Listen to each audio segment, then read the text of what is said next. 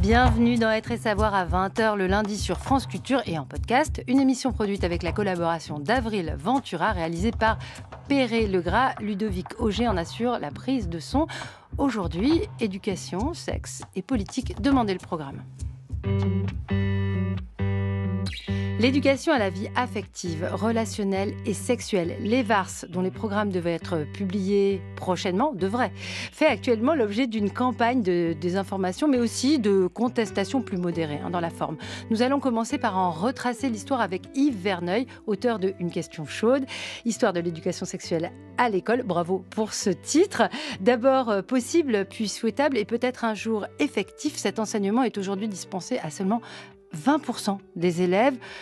Enfin, comme aucun horaire dédié n'est prévu, cela semble peu probable qu'il soit dispensé à tous les élèves un jour, mais on peut en discuter. Enfin, pourquoi débattre de tout cela alors que c'est un peu un fantôme, cette éducation à la vie affective et sexuelle? Eh bien, parce que le sujet questionne pour certains le rôle même de l'école par rapport à celui de la famille. Et qu'à l'heure où on se parle de ces critiques, elles sont portées à l'intérieur même du ministère de l'Éducation par Alexandre Portier, ministre délégué à la réussite scolaire et à l'enseignement professionnel, et formulé aussi par l'enseignement catholique. Ça, on va en discuter avec son responsable national, Philippe Delorme. Mais que faudrait-il faire au fond et pourquoi parler de la vie affective, relationnelle et sexuelle à l'école?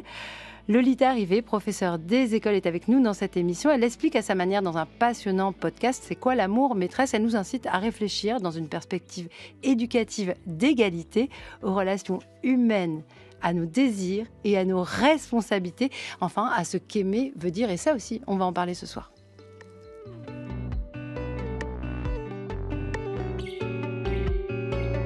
Et on commence avec vous, Yves Verneuil. Vous êtes agrégé d'histoire, professeur des universités en histoire de l'éducation à Lyon, 2 membres du laboratoire ECP, éducation, culture, politique. Je crois que c'est tout à fait notre sujet ce soir.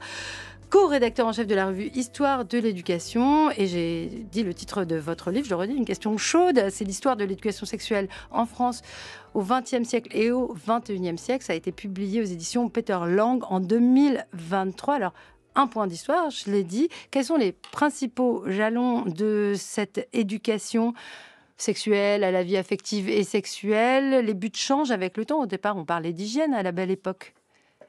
Oui, vous avez raison, effectivement. Alors d'abord, c'est une question chaude aujourd'hui, mais elle est depuis l'origine, en fait. Enfin, depuis que les premiers promoteurs de cette éducation cherchaient à l'introduire à l'école.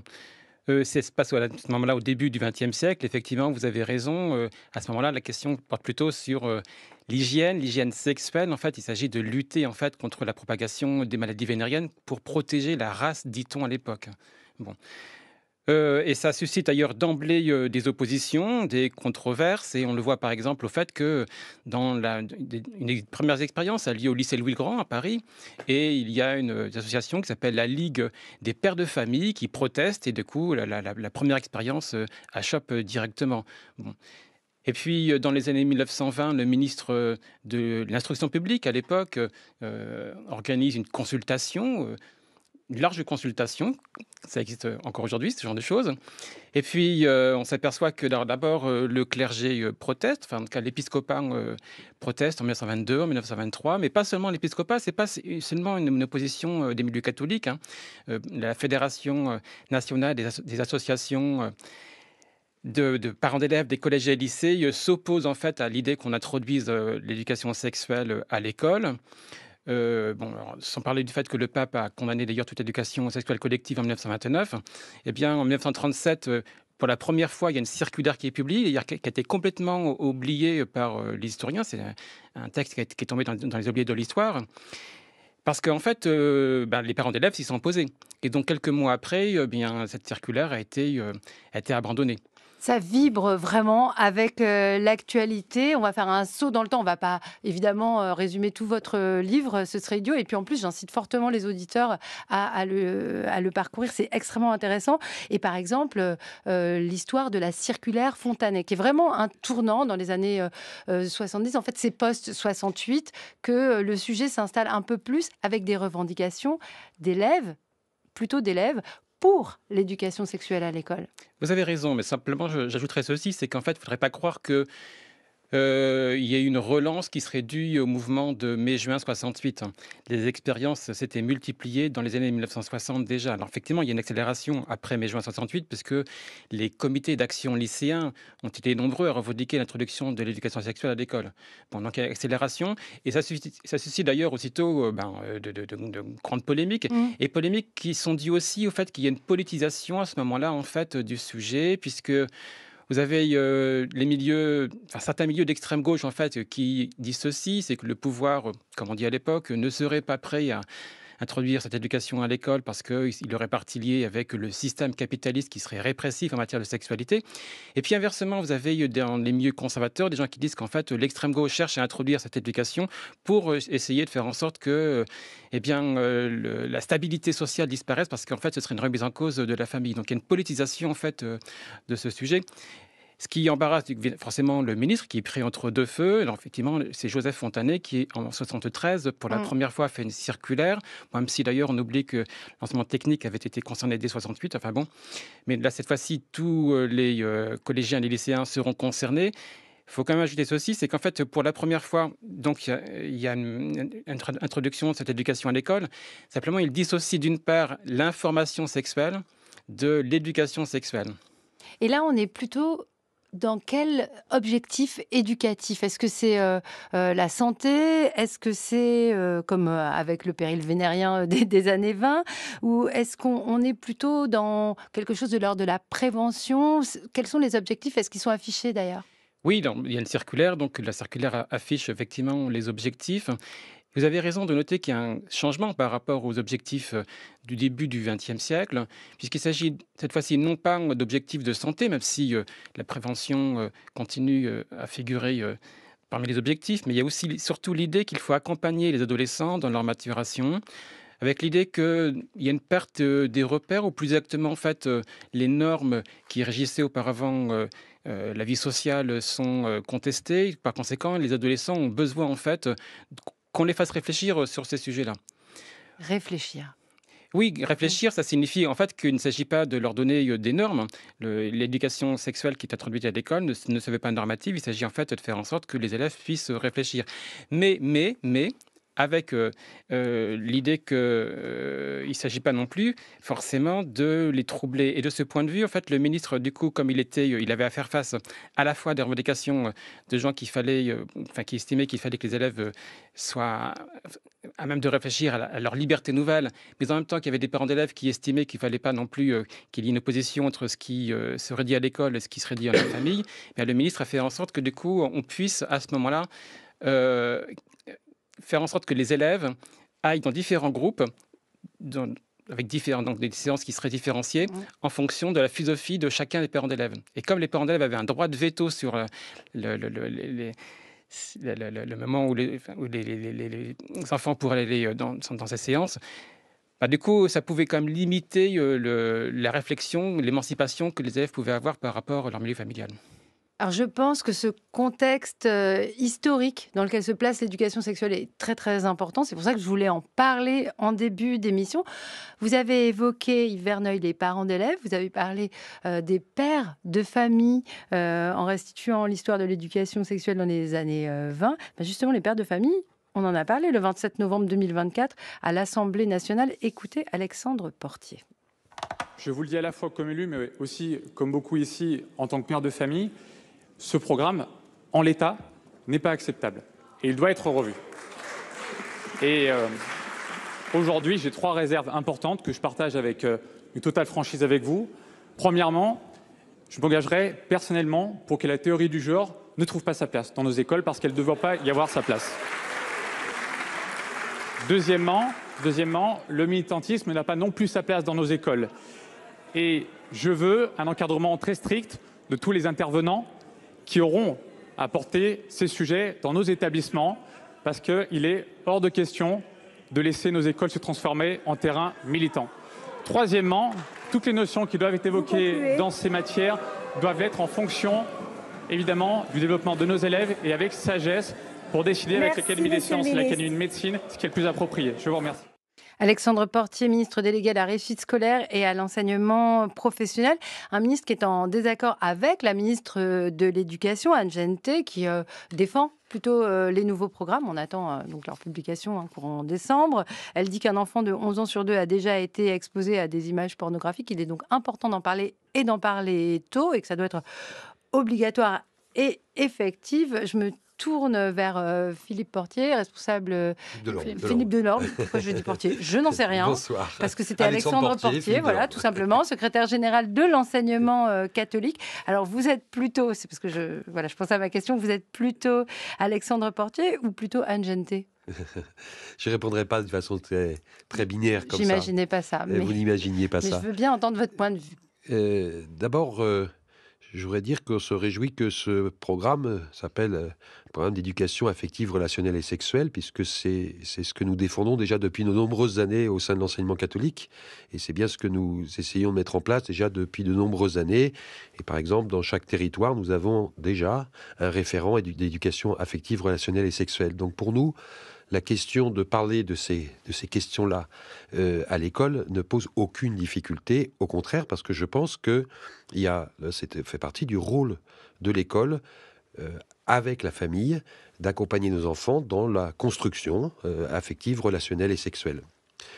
Il y a beaucoup de points que nous partageons et qui sont présentés dans ce programme, notamment sur le respect du corps, sur la question de l'intimité, de l'indispensable éducation au consentement, de l'égalité filles-garçons. Tous ces points-là, nous sommes en accord avec ce programme. Et lutter contre... va faire de la prévention par rapport à la consultation d'images pornographiques, mais au-delà, lutter contre toute forme d'abus ou de discrimination ou de harcèlement. On pense que c'est vraiment aussi le rôle de l'école. Nous savons très bien qu'il y a des enfants qui, soit à l'intérieur de leur famille, soit à l'école, soit même entre élèves, peuvent connaître des abus. Et ça, il faut non seulement les dénoncer, mais les protéger de ça. Donc il y a des points positifs. Mais vous avez publié un communiqué de presse. Il y a un communiqué de presse pour dire qu'il y avait un certain nombre de points qui nous semblaient inquiétants ou qui nous interrogeaient. Le premier, c'est déjà l'exclusion des parents. Pour nous, on ne peut pas concevoir ce type de programme sans y inclure et sans y associer pleinement les familles. Je vais donner juste un exemple. C'est ce que dit l'histoire de ce sujet, mais là, ce sont vraiment des programmes scolaires. Dans les autres matières... C'est sans doute la difficulté que ce soit un programme scolaire comme un autre, parce que je ne pense pas que l'éducation affective, relationnelle et sexuelle soit du même ordre qu'un cours de géographie, d'histoire, d'anglais ou de mathématiques. Donc il ne faudrait pas que ce soit défini par un programme. Il faudrait une circulaire pour vous. Circulaire plus précise que la précédente, sans doute, pour donner des objectifs, mais il faut donner une plus grande latitude, notamment pour respecter le rythme de l'enfant. Chaque enfant est singulier, et sur ces questions aussi intimes, aussi personnelles, je pense qu'il faut trouver du commun. Il faut trouver du commun et il faut trouver une solution pour que ce texte soit acceptable par tous, ou au moins on va exclure les extrêmes, mais que... Oui, mais si c'est un programme, on ne peut pas réfléchir au fait qu'il soit acceptable, sinon on le fait pour tous les programmes. Non, parce que ce n'est pas du même ordre que de faire un programme de mathématiques et sur ce sujet particulier qui est quand même un sujet qui touche à l'intimité et qui demande à la fois de la délicatesse et une attention particulière pour chaque enfant. Donc, si vous voulez, là, on a effectivement coincé dans un programme. J'aurais préféré que s'il y avait un programme, on raisonne en termes de cycle et non pas en termes de classe. Ça aurait été beaucoup plus intelligent. Mais le programme va cloisonner les choses. Mais Philippe Delorme, si c'est un programme théoriquement, alors j'ai dit 20% des élèves, il n'y aura pas d'horaire dédié, mais si c'est un programme théoriquement, puisque vous faites partie de l'enseignement sous contrat, vous êtes... oui, alors je vais revenir là-dessus, mais j'aurais quand même terminé sur ce qui nous gêne, parce que j'ai pas tout à fait développé les questions qui nous semblent en plus... On va y revenir. Alors développez-en une autre, voilà. ne vous inquiétez pas. Mais je crois qu'il y a la question de la responsabilité de l'enfant, de la personnalité de l'enfant qu'il faut respecter, et puis il y a quand même aussi un certain nombre de points qui sont des choix idéologiques et qui nous posent de réelles difficultés. Ce sont des choix idéologiques qui ne font pas consensus et c'est ça qui est embêtant.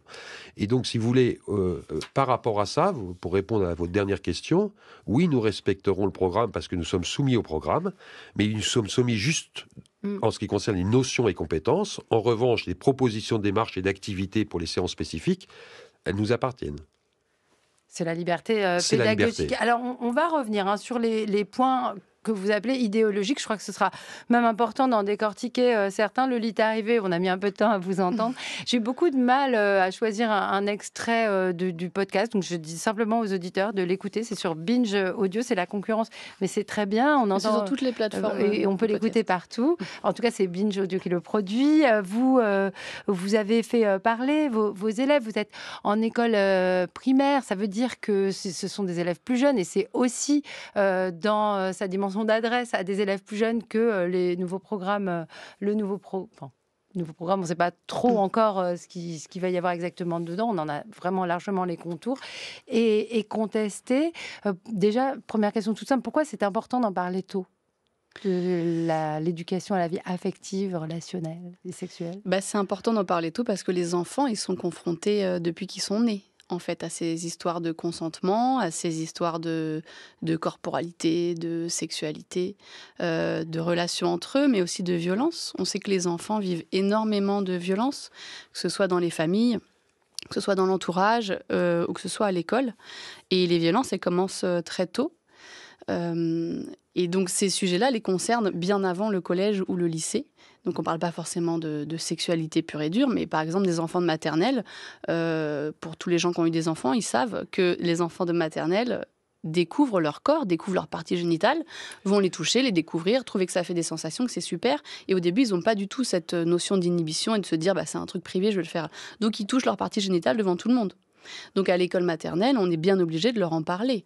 Et donc pour l'instant, la politique qui a lieu depuis très longtemps, c'est touche pas, c'est sale, enlève ta main, voilà. Donc en gros, on instille la honte et le tabou de la sexualité aux enfants depuis tout jeune. Et donc l'idée, c'est de changer un peu de perspective et de dire aux enfants, oui, tu as un corps et oui, ces endroits-là, ça peut donner des sensations très agréables et c'est super. Par contre, ça s'appelle l'intimité. Donc ça, c'est dans ta chambre, dans la douche, voilà, pas devant tout le monde. Et ça, c'est dès la maternelle. Alors, ce qui est assez troublant dans aujourd'hui les contestations, par exemple, d'un organisme qui s'appelle le Syndicat de la famille, qui est l'héritier de la Manif pour tous. Alors, c'est pas du tout l'enseignement catholique, ce sont d'autres personnes, il faut que je le précise bien pour qu'on ne confonde pas. C'est que la notion de consentement, c'est Philippe Delorme qui me remercie, c'est que la notion de consentement est retournée. Leur critique, c'est de dire que les élèves ne consentent pas à ce qu'on aborde ces sujets. Ils n'ont pas consenti. Je pense que l'arrière-pensée, c'est que les parents n'ont pas consenti et que donc on leur impose des discussions qui peuvent les heurter, qui ne sont pas de leur âge, etc. Que répondez-vous à ça? Vous soulevez un point important qui est qu'en fait, j'ai l'impression que dans ce débat, ce qui n'a pas encore été pointé du doigt, c'est qu'il y a des gens qui défendent l'intérêt des familles, et notamment des parents, et de l'autre côté, des gens qui défendent l'intérêt des enfants. Et parfois, ces intérêts-là ne sont pas compatibles. À partir du moment où des parents d'élèves, par exemple de ma classe, considèrent que je ne dois pas parler à mes élèves de leurs droits, ou du fait qu'ils ne doivent pas être violentés, frappés dans leur famille, je vais à l'encontre de l'intérêt des parents. Mais moi, je ne travaille pas pour les parents, je travaille pour les enfants et je travaille pour leur intérêt à eux. Donc leur apprendre leurs droits, qu'ils ne doivent pas subir de violence, que le consentement, ça doit régir toutes les relations et notamment leurs relations entre eux à l'école. C'est pour les enfants qu'on le fait. Et donc tous les gens qui défendent l'intérêt des parents, pour moi, sont à côté de la plaque. Ce programme-là ne doit pas servir l'intérêt des parents ou des familles. Si l'intérêt des parents va dans le sens des enfants, c'est génial, on fait plaisir à tout le monde, mais c'est pas le but. Elle est intéressante, cette distinction parents-enfants, Yves Verneuil, et aussi l'idée qu'aujourd'hui, on s'adresse aux plus jeunes. Ce n'était pas le cas, en fait, au départ, quand on parlait d'éducation sexuelle, on s'adressait plutôt aux adolescents. Enfin, c'est ce qui me semble, même si l'histoire, en fait, du sujet est tellement riche que je ne pourrais absolument pas en restituer tous les aspects ce soir. Mais le fait qu'aujourd'hui, on dise, voilà, c'est dès le plus jeune âge, voire dès la naissance, qu'on est concerné par sa vie non seulement relationnelle et affective, mais aussi sexuelle. Oui, alors vous avez raison, mais avant de répondre à votre question, si vous permettez, je voudrais juste apporter une nuance à ce qui vient d'être dit. L'idée, parce qu'il ne faudrait pas que du coup, certaines personnes aient l'impression que du coup, l'éducation sexuelle ressortit des droits des enfants et qu'on en oublie les familles, parce que du coup, ça pourrait donner de l'eau au moulin, si je puis dire, à ceux qui contestent l'idée que l'État... Enfin, il y a des gens qui affirment que, voilà, que ce projet irait dans le sens que l'enfant appartient à l'État et non pas à la famille. Bon. L'idée, c'est que l'enfant n'appartient à personne. Oui, non, mais on est d'accord, mais voilà, il faut quand même nuancer l'idée. Il n'appartient pas à sa famille. Non, il n'appartient pas à sa famille, mais il faut quand même, du coup, toutes les circulaires précédentes allaient dans le sens qu'il fallait associer et ou informer les familles. Voilà. Bon. Mais ça, le programme ne l'exclut pas, d'informer les parents. Juste d'informer, pas Oui. d'associer. Alors, associer, vous entendez quoi? Les faire venir en cours, leur demander s'ils sont d'accord? Je veux dire ce que j'entends par là. C'est-à-dire que moi, je veux pas... Enfin, je pense que ce débat ne mérite pas d'avoir une posture idéologique. Et je pense qu'on doit pouvoir trouver des terrains, encore une fois, qui servent le bien commun. Mais si vous voulez, moi, je me mets à la place... Je suis père de famille. Je suis grand-père. Je pense avoir pas maltraité mes enfants. Et je suis sûr que mes petits-enfants sont bien traités. Donc, partir du postulat qu'il y a des familles qui, effectivement, sont déviantes par rapport à leur attitude... C'est pas un postulat, ce sont des statistiques. Oui, mais ces statistiques, c'est enfermé sur une minorité. Moi, je pense à toutes ces familles qui s'occupent remarquablement de leurs enfants et qui sont... Donc, moi, je trouve que c'est un peu difficile d'affirmer ça comme ça. Donc, nous, on ne peut pas concevoir une éducation dans ce domaine-là sans associer les familles. Ça ne veut pas dire qu'elles viennent en cours, mais ça veut dire, par exemple, vous voyez, dans le texte, on parle beaucoup de lutte contre le harcèlement. Et bien sûr, l'enseignement catholique est pleinement engagé dans la lutte contre le harcèlement. Mais ce qu'on a mis en place comme formation, on a mis en place une formation commune, parents et chefs d'établissement, et après parents et enseignants, parce que j'ai observé que dans les questions de harcèlement scolaire, on se renvoyait souvent la balle. Les parents disent « Mais qu'est-ce que fait l'école ?» Et puis les enseignants disent « Mais pourquoi les parents confisquent pas le portable des enfants le soir ?»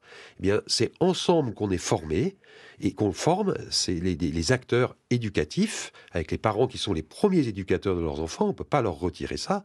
Certes, un enfant appartient à personne, mais il naît dans une famille, et la responsabilité de la famille, c'est de l'éduquer et de l'aider à grandir, à se construire, de construire un chemin de liberté.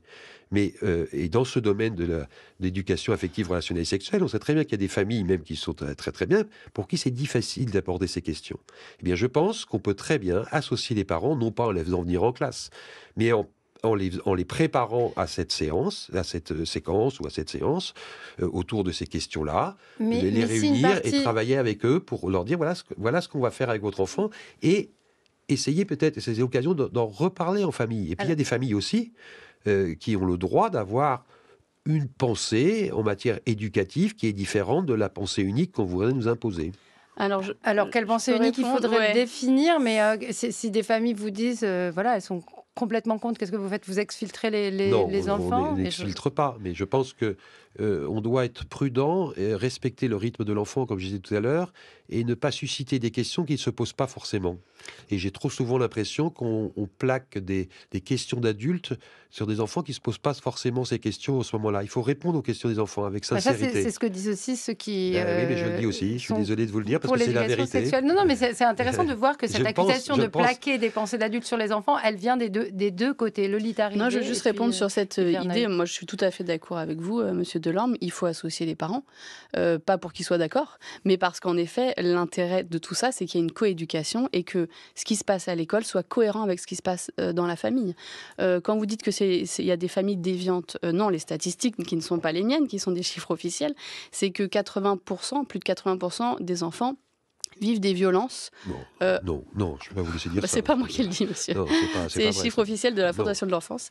80% des enfants vivent des violences à la maison. Alors, je suis d'accord avec vous, il y a des gradations dans la violence, mais une fessée reste une violence. Donc, à partir du moment où des parents vous disent qu'ils ne veulent pas que vous disiez à leur enfant que la fessée est interdite et qu'ils n'ont pas à en mettre, il y a des parents qui sont dans le tort, et puis il y a les droits de l'enfant qui sont dans le vrai. C'est tout. Il n'y a pas de... Est-ce que chacun fait ce qu'il veut avec ses enfants? Chacun a des principes éducatifs différents? Non. À partir du moment où une éducation ne respecte pas les droits de l'enfant, ça s'arrête là, en fait. Le débat s'arrête là. Et donc ça va jusqu'à l'éducation sexuelle? Bien sûr, parce que l'information sexuelle, c'est un droit de l'enfant aussi, de recevoir des informations on va y revenir sur ses droits. Yves Verneuil, avant qu'on y revienne, parce que j'ai un son très intéressant à vous faire écouter, à tous les trois. Yves Verneuil. Non, ce qui est certain, c'est qu'effectivement, il y a un certain nombre de familles qui, depuis l'origine, refusent l'éducation sexuelle. Alors, pour plusieurs raisons. D'abord, comme l'a dit Philippe Delan, parce qu'ils estiment que le degré de maturité des enfants n'est pas le même, même à classe d'âge homogène. Bon. Et puis, parfois, pour des questions de contenu. Alors, aujourd'hui, parfois, c'est la question donc, de la fameuse théorie du genre, ou pseudo-théorie du genre qui serait diffusée. Bon, auparavant, il y avait aussi certaines personnes qui redoutaient que le droit à l'avortement soit promu par des associations. Bon. Et puis, mais il y a aussi en fait un certain nombre de familles qui, depuis l'origine, en fait, refusent l'idée que l'école pourrait éduquer tout simplement, et pas seulement la question de l'éducation sexuelle, mais de façon générale éduquer, comme si l'école devait se borner à instruire et non pas seulement Et ça, c'est aller la dans le sens de fameuse l'éducation. dichotomie instruction-éducation. Elle existe encore et certains portent encore ce débat. Alors, on rappelle que la théorie du genre en soi, c'est une théorie en soi, c'est-à-dire que certains pensent qu'elle existe, mais dans les faits, aucun chercheur, personne ne se réclame partisan de la théorie du genre, donc c'est très difficile de définir ce que ça pourrait être, mais même l'identité de genre est une question qui crispe aujourd'hui. Quand on parle d'éducation sexuelle, je dis éducation sexuelle pour aller plus vite, on peut dire EVARS, comme ça on ne dit pas sexuelle. Ouais, on va oublier ce que ça veut dire au bout d'un moment, c'est ça le problème. Oui, c'est ça, on évacue le mot sexe. En tout cas, moi, j'en ai parlé avec Nathalie Bajout, c'est une spécialiste du sexe, Nathalie Bajout. Elle est sociologue et démographe, directrice de recherche à l'INSERM et directrice d'études à l'EHESS. Elle a mené avec Armelle Andro une étude qui s'intitule Contexte des sexualités en France en 2023, qui vient tout juste de sortir. Donc les deux sujets se télescopaient. On a énormément discuté. Je vous diffuse 3 minutes de cette passionnante échange que j'ai eu donc avec Nathalie Bajout. On a aussi parlé de droit et donc d'identité de genre. En fait, ça fait partie des droits. Écoutez. Alors, il y a un peu un télescopage entre les deux événements, parce que la publication des premiers résultats n'a pas été pensée juste par rapport au projet sur l'effectivité de l'éducation à la sexualité à l'école. Mais pour autant, l'enquête sur les sexualités en France, un de ses objectifs était de fournir des indicateurs pour évaluer la stratégie nationale de santé sexuelle, qui est en cours de réévaluation en ce moment dans une de ses nouvelles phases. Donc, quelque part, l'enquête, c'est une enquête de santé publique qui vise bien sûr à produire des connaissances scientifiques sur les sexualités en France, mais aussi de fournir des indicateurs et des éléments de réflexion pour les politiques dans ce domaine. Et donc, on est au cœur de la question de l'éducation à la sexualité par le sujet même, mais je dirais d'autant plus que l'enquête a montré des évolutions assez spectaculaires au cours de ces dernières années, et notamment chez les très jeunes, chez les plus jeunes, chez les 18-29 ans. Et comme on a un regard un peu rétrospectif, on voit ce qui se passe dès l'entrée dans la sexualité, même avant l'âge de 18 ans, bien sûr, et en gros de ce qui se passe à partir de l'âge de 15 ans. Et donc, on voit des enjeux majeurs qui sont en train de se dessiner et qui, si besoin en était, confirment la nécessité de produire des outils adaptés pour faire une éducation à la sexualité à l'école dès le plus jeune âge. Je crois qu'il y a des thèmes à aborder. Ensuite, il y a une manière de mener une séance autour des questions d'éducation à la sexualité avec les enfants, de d'abord les laisser parler et ensuite de revenir sur des thèmes si ces derniers n'ont pas été abordés. Ce n'est pas un programme au choix et on ne va pas se fixer uniquement sur ce dont les enfants parlent. Il y a des thèmes à aborder, laisser d'abord parler les enfants, les faire participer, ce qui est quand même le b.a.-ba de l'éducation à la sexualité. C'est aussi je pense aux travaux du Comité européen des droits de l'enfant qui a travaillé sur ce sujet-là avec des jeunes, en les faisant parler, en regardant les mots qu'ils utilisent. Il faut aussi s'appuyer sur les mots qui font sens pour les petits. Le mot sexe est extrêmement polysémique, ils ont pu l'entendre dans des tas de contextes. Bon, je ne suis pas personnellement convaincue que ce soit le bon terme, mais bon, peu importe mon avis sur le sujet, je veux dire, les jeunes et les très jeunes ont déjà tout un vocabulaire. Il faut s'appuyer dessus, il faut réfléchir aux bons termes à utiliser pour aborder des questions essentielles et ne pas enfermer la sexualité dans ses aspects reproductifs ni de santé. L'identité de genre a été introduite dans le droit des discriminations, si ma mémoire est exacte, en 2017, et notamment grâce à une intervention du Défenseur des droits. On parlait avant d'identité sexuelle, et depuis 2017, on parle d'identité de genre. Donc c'est la loi qui définit qu'il y a des discriminations. Un des critères de discrimination, c'est désormais l'identité de genre. Donc, en fait, on tourne toujours autour de la même idée dans tous ces débats, c'est la question de l'égalité, qui est quand même dans notre devise républicaine.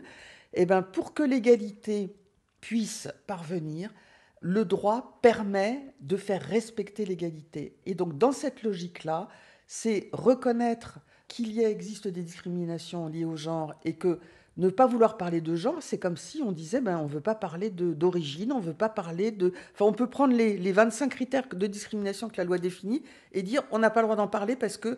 Voilà, donc c'est quand même hallucinant qu'on ne respecte pas la loi et surtout que ce sont des conventions internationales que la France a ratifiées et qui, en vertu du principe de la hiérarchie des normes, s'imposent à la France. Donc là, il y a un problème de ne pas vouloir respecter les droits et les traités internationaux que la France a ratifiés.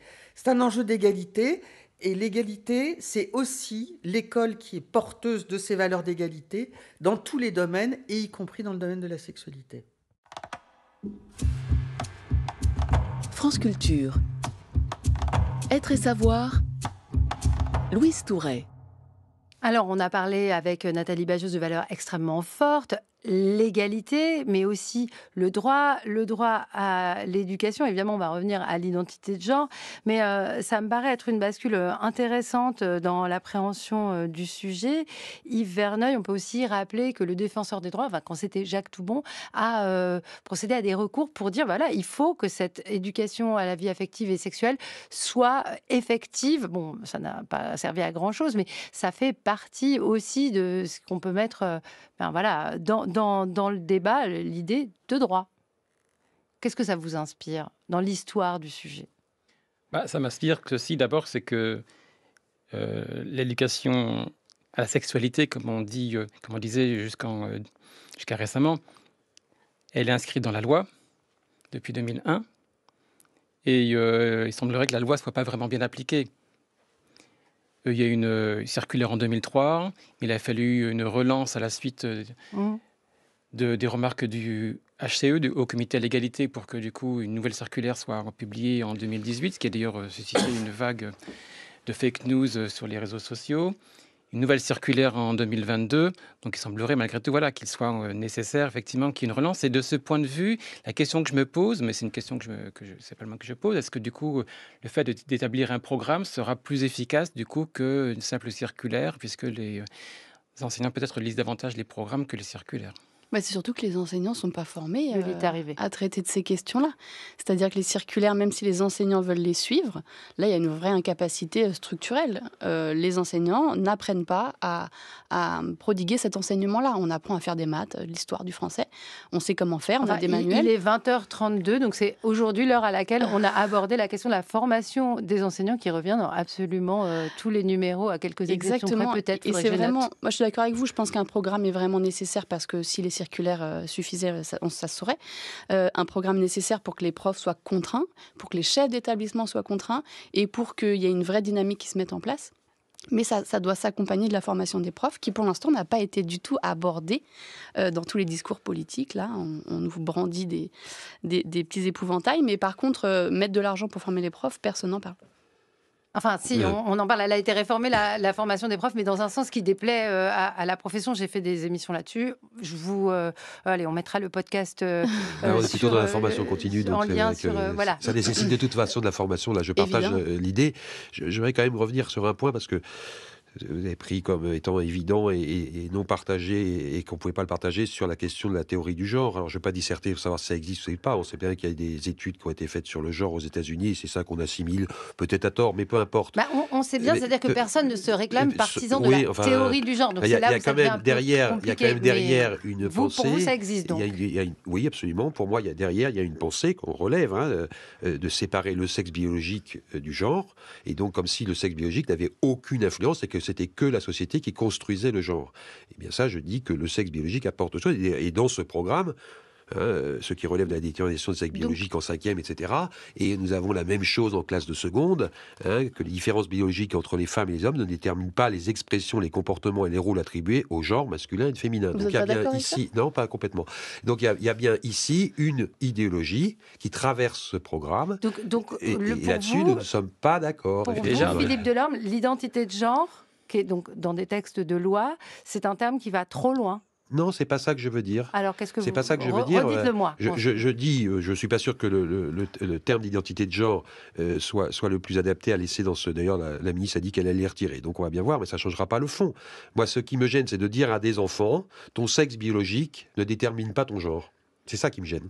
Faut rappeler Parce ceci, que c'est de dire que ce qui est du domaine de la biologie n'influence en rien la masculinité C'est pas et en la rien, féminité. c'est ne détermine pas. C'est très différent, ne détermine pas. C'est le lit arrivé qui vous répond. Tout est dans là-dedans. On ne parle que du sexe.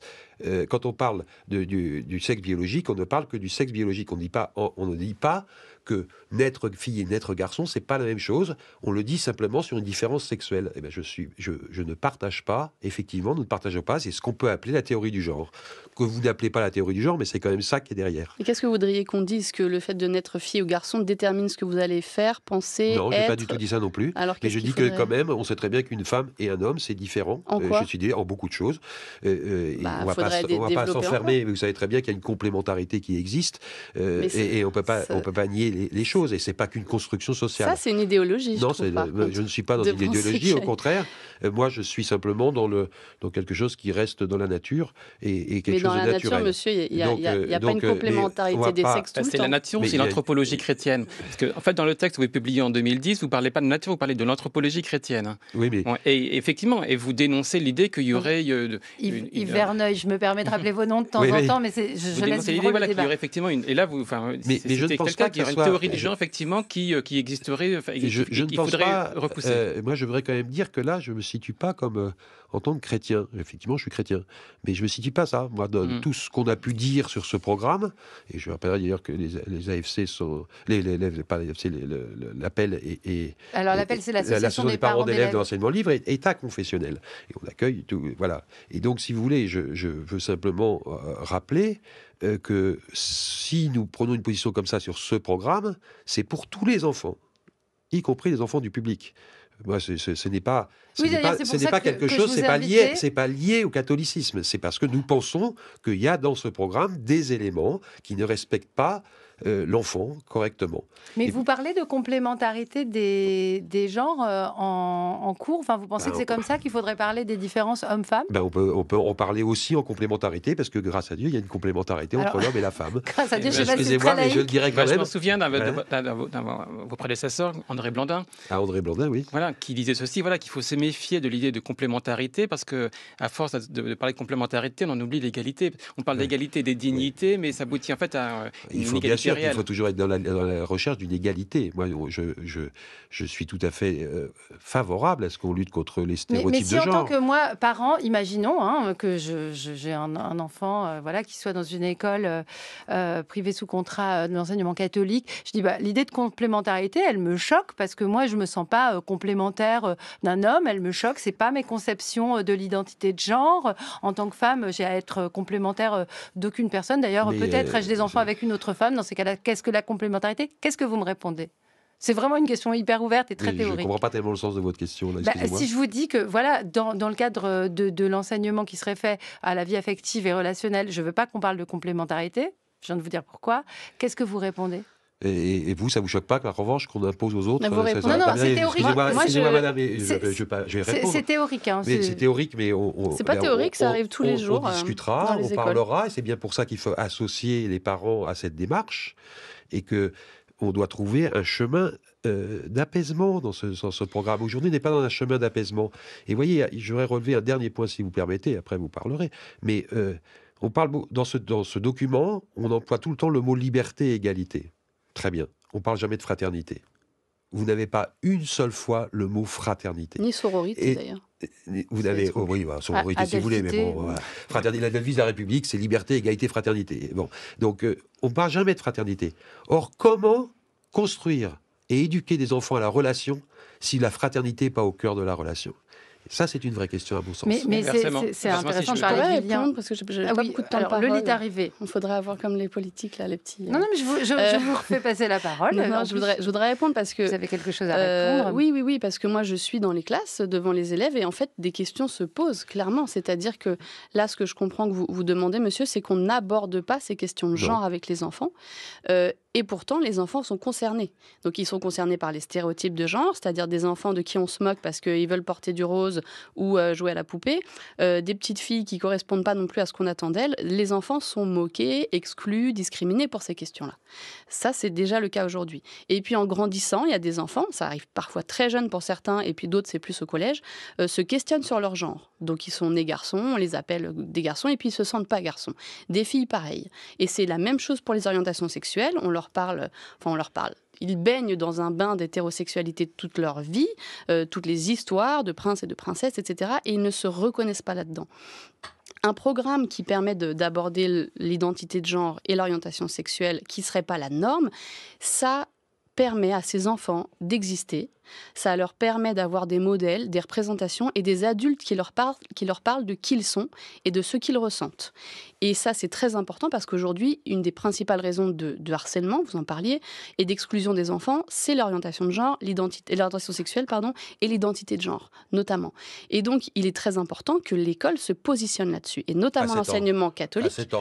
À 7 ans, madame, que l'école se positionne à 7 ans. Monsieur, à 7 ans, on peut être amoureux d'un petit garçon qu'on a un petit garçon. À 7 ans. Vous n'êtes pas d'accord ? Non, je ne suis pas d'accord. Vous n'étiez pas amoureux en primaire, vous ? Je ne suis pas d'accord qu'on enferme les à l'école enfants. Primaire, je ne suis pas d'accord qu'on enferme les enfants dans des stéréotypes. Pourquoi on enfermerait quand il s'agit de les ouvrir ? Parce qu'on ne les ouvre pas, vous les enfermez. Mais ils sont enfermés dans l'hétérosexualité. Excusez-moi, c'est la même chose. Mais c'est pas la question. Vous question. n'allez pas enfermer un gamin... Arrêtez de dire qu'on les enferme quand on les ouvre. On leur ouvre des portes. Un gamin de 7 ans... Pourquoi enfermer, monsieur ? Je peux terminer ma parole ou pas ? Dites-moi ce que vous appelez par enfermer. Lire une histoire d'enfants qui sont amoureux. Laissez-moi terminer ma phrase, s'il vous plaît, madame. Mais j'étais en train de parler, vous m'avez coupé. Je dis simplement que on ne va pas enfermer un enfant de 7 ans dans une orientation sexuelle qu'il ne peut pas avoir à 7 ans. Mais ne s'agirait-il pas de fraternité? Est-ce que vous définissez ça comme ça? Est-ce que c'est aussi de Lolita Rivet? Bien sûr, ce que moi je dis aux enfants, ce n'est pas ce que vous pensez, à savoir il faut aimer les garçons, que vous êtes un garçon, ou il faut aimer les filles. Pas du tout. Moi, ce que je leur dis, c'est quoi que vous ressentiez. Quel que soit ce que vous ressentez au fond de vous, déjà, vous avez le droit de ressentir ça, c'est tout à fait OK. Et puis, on vous aime comme vous êtes, et vos camarades vous aiment comme vous êtes. Et on n'a pas le droit de se moquer de vous exclure, ou de vous harceler pour ça. Donc, je suis bien plus proche de la fraternité que vous, je pense, monsieur, quand je parle aux enfants de tout ce qu'ils peuvent être et que c'est OK. Je n'enferme aucun enfant dans quoi que ce soit. Je voudrais revenir sur la question de l'égalité. Moi, évidemment, la fraternité, c'est très bien. Mais vous avez donc publié, vous, dans l'enseignement catholique, un texte en 2010 pour expliquer quelles étaient vos positions. Et parfois, un reproche qui vous a été adressé, je ne sais pas s'il est fondé, vous allez me le dire, mais c'est que finalement, vous disiez qu'il fallait lutter contre l'homophobie, très bien. Mais est-ce que lutter contre l'homophobie, c'est aussi dire qu'il y a égalité non seulement des sexes, mais aussi des sexualités? Est-ce qu'il n'y a pas quand même une différence entre les deux? Qu'est-ce que ça veut dire l'égalité? Il y a une égalité, parce que chaque personne est une personne unique qui doit être respectée telle qu'elle est. Donc il y a une égalité. Je veux dire, il n'y a pas d'inégalité là-dessus. Mais c'est un grand changement dans la société, l'égalité des sexualités. La dépénalisation de l'homosexualité, c'est 1980. Et à ce titre, on se demande si c'est pas d'ailleurs la société qui éduque l'école et non l'école qui éduque la société. Parce qu'il y a une vraie évolution en fonction, pas seulement du contexte des textes, mais aussi de ce qui vibre à l'intérieur de notre société, de la manière dont on apprend. Par exemple, l'entrée, l'irruption de la question du consentement, finalement, là, on met ce mot à toutes les sauces, et je le redis, il est utilisé par les uns et les autres. Mais tout de même, c'est quelque chose qui date aussi de MeToo. C'est pour le coup super récent, Yves Verneuil. Oui, donc vous avez raison. Donc, il y a effectivement des liens entre les textes qui sont publiés et puis les évolutions sociales. Mais pour en revenir à ce qu'on disait, pour faire un lien avec le débat précédent, là, ce qui est intéressant de voir aussi, c'est qu'au début, quand on a cherché à introduire l'éducation à la sexualité, les promoteurs de cette éducation disaient ceci, c'est qu'en fait, ça allait permettre d'éviter les déviances sexuelles. C'est-à-dire que c'est ce qu'ils disaient. On a vraiment changé d'objectif. Voilà, avec l'idée qu'en parler, ça permettait d'éviter le refoulement, par conséquent, on évitait les déviances sexuelles. Et puis alors maintenant, au contraire, c'est bien la société qui change et l'école avec. Voilà, dans la circulaire de 2018, au contraire, on insiste sur l'idée qu'il faut lutter contre l'homophobie et même la transphobie. Alors, il y a un changement radical. je voudrais qu'on aborde, et je sais que vous avez plein de choses à vous dire et aussi à contredire dans les propos des uns des autres, je voudrais qu'on aborde le sujet des fake news qui sont largement diffusées quand on parle d'éducation sexuelle, des polémiques qui sont très très instrumentalisées donc par une partie de l'extrême droite mais aussi de la droite. Ces influences, elles sont très très fortes dans deux pays, enfin dans plein de pays, mais j'en ai choisi deux, le Brésil et les États-Unis. Vous allez entendre, on peut faire des ponts avec le débat français. On commence avec Maud Chérieux, qui est spécialiste du Brésil et qui nous reparle de la campagne électorale de 2018.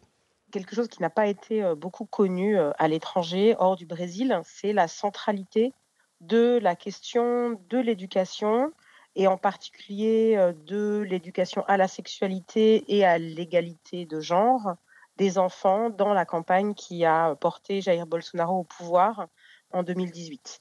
En particulier, cette question a été l'objet de la plus intense campagne de fake news, puisque la circulation de fausses nouvelles par WhatsApp en particulier a été au centre de la campagne de Bolsonaro.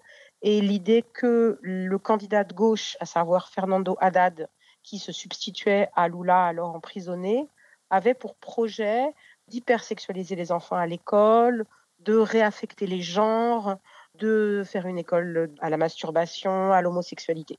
Donc c'était un élément très important dont un des symboles, qui peut paraître complètement ridicule mais qui est une réalité, a été la fausse nouvelle sur des biberons dont les tétines seraient en forme de pénis pour apprendre dès la crèche aux enfants la fellation. Ça a été la fausse nouvelle la plus mobilisée par les militants numériques de Bolsonaro. Cette idée que la subversion, qu'elle soit morale, sexuelle ou politique, utiliserait l'école comme espace central d'action, fait partie d'un imaginaire des extrêmes droites latino-américaines et au-delà, selon lequel l'art, la culture et l'éducation seraient les nouveaux espaces de construction d'une hégémonie culturelle de gauche qui aurait renoncé à la voie des armes après la guerre froide, aurait renoncé à simplement la bataille strictement politique et utiliserait désormais la conquête des esprits comme espace d'épanouissement et en particulier les jeunes esprits par l'école. Est-ce que tout ça, pour vous, résonne avec l'actualité française ?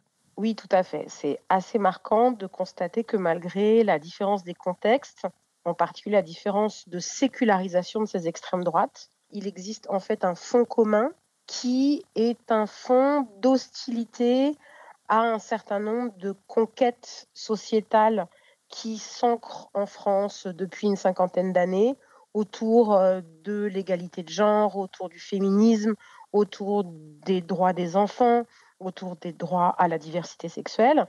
Tous ces mouvements qui se construisent depuis les années 68 affrontent actuellement un grand retour de bâton de la part de ces droites très conservatrices, parfois religieuses, et ces extrêmes droites, et se concentrent sur la question de la lutte contre les violences faites aux femmes, contre l'éducation à la sexualité. Et on constate que ce sont exactement les mêmes combats qui sont menés des deux côtés de l'Atlantique. Donc il existe vraiment un regard porté sur l'éducation par ces extrêmes droites qui est au-delà de leur parallélisme, qui est en réalité véritablement connecté, puisque ce sont des gens qui se lisent, qui s'influencent, voire qui sont financés par les mêmes réseaux. Et on va aussi parler de ces influences avec Esther Sina, maîtresse de conférence en civilisation des États-Unis. Nous, on reste de l'autre côté de l'Atlantique. Esther Sina enseigne à l'université de Versailles, Saint-Quentin-en-Yvelines, Paris-Saclay. Ça attire l'attention, c'est-à-dire que ce sont souvent des scandales, des controverses qui attirent l'attention des médias, qui monopolisent aussi la parole lors des nombreuses réunions publiques des conseils scolaires, ce qui sont en fait des conseils d'administration des districts scolaires. Alors des districts scolaires, il y en a 14 000 aux États-Unis. Alors il y a des parallèles dans la rhétorique de ces attaques. Souvent, on voit revenir l'idée d'une perversion, que parler par exemple de différentes orientations sexuelles ou parler de différentes identités de genre serait une façon de pervertir les esprits des enfants. Donc ça, c'est une rhétorique qui est très similaire en France et aux États-Unis. L'idée qu'en fait, de parler de l'existence, par exemple, de couples homosexuels aurait une conséquence sur les enfants ou serait une violation de leur innocence. C'est une façon déjà de nier l'existence de personnes différente de la norme, de ce qui est présenté comme la norme hétéronormative. Aussi, l'idée selon laquelle les parents sont les plus qualifiés pour savoir ce qui convient aux enfants. Ça, c'est aussi commun dans ces deux mouvements un peu conservateurs aux États-Unis et en France, par opposition aux professionnels de l'éducation.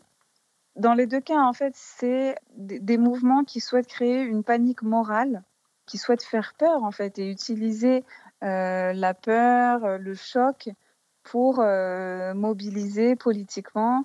Un ressort rhétorique extrêmement puissant, c'est la protection, entre guillemets, des enfants, puisque c'est quelque chose, a priori, sur le papier, d'assez fédérateur.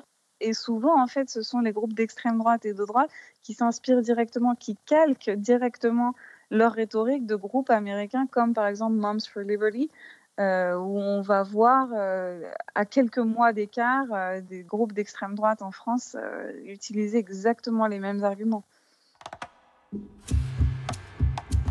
France Culture. Être et savoir. Louise Touret. Lolita Rivet, professeure des écoles et autrice, productrice du podcast C'est quoi l'amour, maîtresse? Est-ce que ces paniques morales organisées donc, par des groupes politiques vous effraient? On n'en a pas vraiment encore parlé, mais ça fait partie de l'histoire de l'éducation. Il faut dire que ça a fonctionné pour les ABCD de l'égalité en 2013. À l'époque, on a reculé et des ABCD, il n'a peu été question que dans les pages d'histoire. Alors ça m'effraie, oui, ça m'effraie pas forcément à titre personnel, même si on voit qu'il y a des professeurs qui sont attaqués physiquement parce qu'ils ont dit des choses, fait des choses, voilà. Donc évidemment, c'est toujours inquiétant. Moi, ce qui m'effraie, c'est l'influence, c'est le peu de gens qu'ils représentent et l'influence qu'ils ont sur la politique et sur cet enseignement notamment.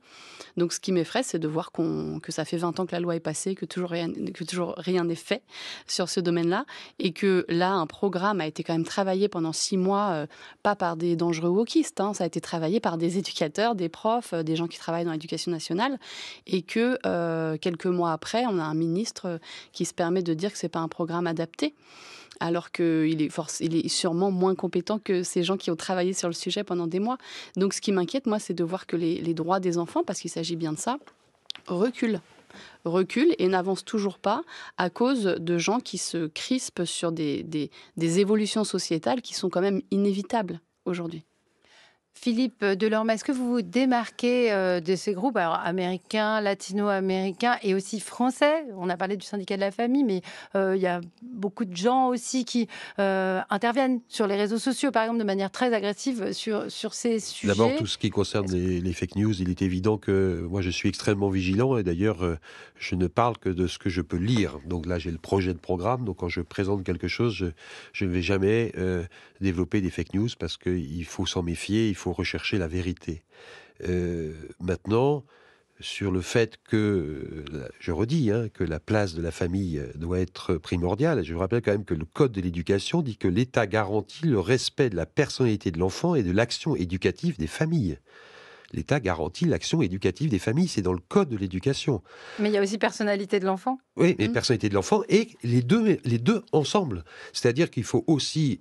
Autant il faut respecter évidemment la liberté de conscience de l'enfant, et parfois j'ai l'impression que la liberté de conscience de l'enfant n'est pas respectée, et il faut aussi respecter la liberté de conscience des familles, parce que je redis, les familles doivent demeurer les premiers éducateurs de leurs enfants. Les familles ne sont pas d'accord. Qu'est-ce que vous faites? Les familles doivent rester les premiers éducateurs de leurs enfants, je redis. On en a débattu pas mal dans la première partie de l'émission, mais c'est vrai qu'on pourrait en reparler encore longtemps, et qu'on va peut-être pas vous mettre d'accord, Yves Verneuil, sur ce contexte un peu, et puis c'est le fait que ce soit un terrain de lutte, et peut-être aussi presque de recrutement politique pour certaines familles, pour certaines associations ou groupements politiques qui vont jouer sur les paniques morales.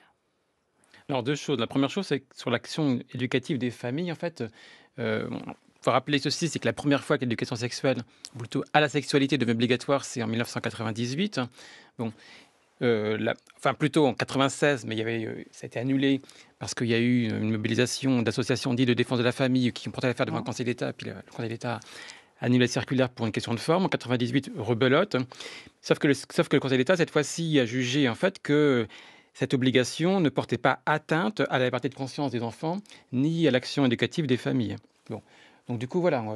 Sur l'obligation de suivre un programme, absolument. C'est-à-dire que le Conseil d'État a dit qu'on devait suivre le programme. Tout à fait, je suis d'accord avec vous. Bon.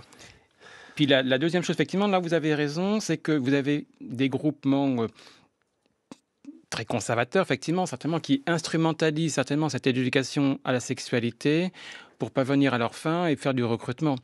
Alors simplement, ça prouve ceci, c'est que ma collègue tout à l'heure évoquait la question de la coéducation, et je pense qu'effectivement c'est extrêmement nécessaire en la circonstance, parce que ça veut dire qu'en fait il y a des peurs qui s'appuient sur l'inquiétude de certains parents sur le fait que on ne saurait pas exactement ce que c'est que cette éducation. Et de ce point de vue-là, d'ailleurs, il est intéressant de voir que la dénomination même de cette éducation a récemment changé. Avec l'acronyme EVARS.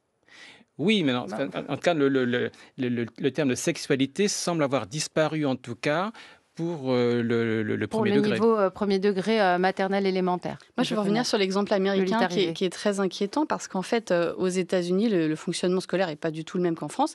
Et donc, ce sont des conseils d'établissement qui sont menés, donc c'est conseils d'administration d'établissement, mais qui sont dirigés par les parents. Des conseils locaux. En fait, chaque district a ses écoles et dans chaque école, il y a un conseil de parents qui va décider du programme appliqué dans les écoles. Et donc, si les parents en majorité décident qu'un programme n'est pas adapté, ils ont raison. Et les profs doivent s'adapter à ça. C'est ce qui a mené à des censures de livres dans les bibliothèques. C'est ce qui a mené à ce que dans certains États, il est interdit de parler de règles en primaire à des filles qui vont potentiellement les avoir ou les ont déjà. C'est interdit, on peut avoir des ennuis, on peut se faire virer. Voilà, moi ce qui m'inquiète là-dedans, c'est que donner de la place aux familles, évidemment, inclure évidemment, mais dire que les parents ont toujours raison et qu'il faut toujours les consulter et qu'il faut toujours prendre la majorité, ça peut être très dangereux et on le voit aux États-Unis. Alors, il y a un mot qu'on n'a pas encore prononcé, c'est celui de laïcité. C'est aussi ce qui nous différencie de pas mal de pays, et par exemple des États-Unis. Et vous, et ça va être compliqué parce qu'il faut aller vite, l'émission se termine bientôt, Yves Verneuil, vous faites le pont entre la laïcité et l'éducation à la vie affective et sexuelle, je ne sais plus dans quel ordre le dire, et relationnelle. Et vous faites le pont entre les deux, donc expliquez-nous pourquoi. D'abord, il est intéressant de voir que au tout début du XXe siècle, quand il y a eu ces premières propositions, en fait, le vice-recteur de l'Académie de Paris, qui s'appelait Louis Liard, a dit ceci, voilà, c'est que s'il y avait des séances, il faudrait que les parents soient consultés de la même manière qu'en fait ils sont consultés pour l'instruction religieuse dans les lycées. Bon. Et donc il y avait l'idée qu'il y avait des valeurs qui étaient en jeu, que tout le monde n'a pas la même philosophie. Par conséquent, du coup, il faudrait qu'il y ait l'autorisation des parents. Et encore en 1973, au moment où on commence à discuter donc, de la future circulaire de Fontanet, auquel on a fait allusion tout à l'heure, il y a une association de parents d'élèves qui s'appelait NULA-APE, qui conclut ceci: l'œcuménisme sexuel n'est pas encore pour aujourd'hui, et par conséquent, il n'est pas possible d'imaginer une éducation sexuelle qui respecterait le principe de laïcité. Alors on en est loin aujourd'hui, parce que la vérité, la circulaire de 2018, elle se fonde au contraire sur l'idée que cette éducation est permise au contraire par la laïcité, une laïcité qui se fonde sur des valeurs qui sont des valeurs communes. Alors, ce serait une porte de sortie de dire, voilà, on a des valeurs communes. La laïcité garantit en fait la liberté des élèves à s'émanciper, et que en se mettant d'accord, on arrive avec cette notion de laïcité, parce que c'est ce que vous écrivez dans votre conclusion, et ça m'a vraiment fait réfléchir, le fait de faire ce lien, Yves Verneuil. L'idée, c'est qu'en fait, certes, ces valeurs communes peuvent avoir des supports différents, mais qu'elles sont partagées par tous. Ce qui est d'ailleurs intéressant de voir, c'est que de ce point de vue, et tout à l'heure, il est fait allusion à Philippe Portier. Philippe Portier est quelqu'un qui existe effectivement, qui est un spécialiste de la laïcité. C'est vrai. Et il fait remarquer ceci, c'est que de nos jours, on a tendance finalement à voir dans la laïcité aussi quelque chose qui devrait être associé à des valeurs. Et en l'occurrence, effectivement... C'est pour ça que j'ai pas dit la valeur laïcité, mais voilà. Donc effectivement, on a une éducation à la sexualité qui a pour support effectivement la laïcité, mais une laïcité à laquelle sont associées un certain nombre de valeurs. Il y a été fait allusion, notamment le triptyque républicain, mais pas seulement.